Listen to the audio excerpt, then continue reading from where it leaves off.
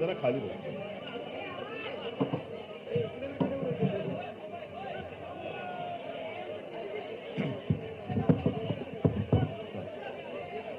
जमलेल्या माझ्या तमाम गिरणी कामगार बांधवांनो, भगिनींनो आणि मातांनो,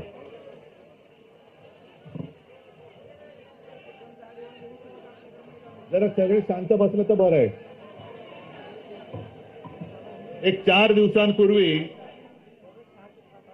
आपल्या कृती समितीचं सगळं शिष्टमंडळ माझ्याकडे आलं आणि मला सांगितलं की आज आम्ही सर्व गिरणी कामगार आझाद मैदानावरती येतोय. शिवसेनेचा पाठिंबा पाहिजे.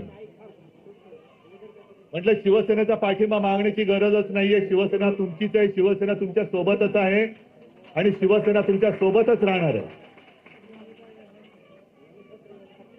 गिरणी कामगार, गिरणी कामगारांचा इतिहास, गिरण्यांचा इतिहास,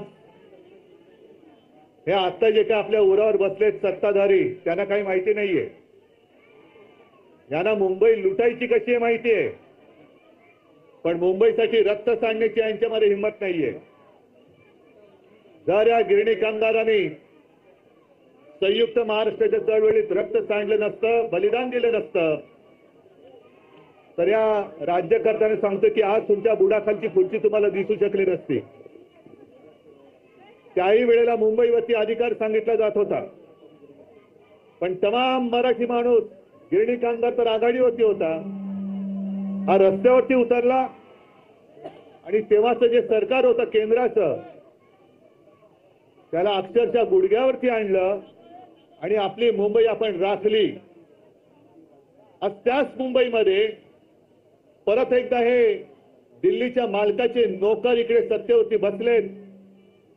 ते मुंबईतल्या गिरणी कामगार आणि मुंबईतला मराठी माणूस हा मुंबई बाहेर काढायला आसुसलेला आहे. कारण जग जिंकलं तर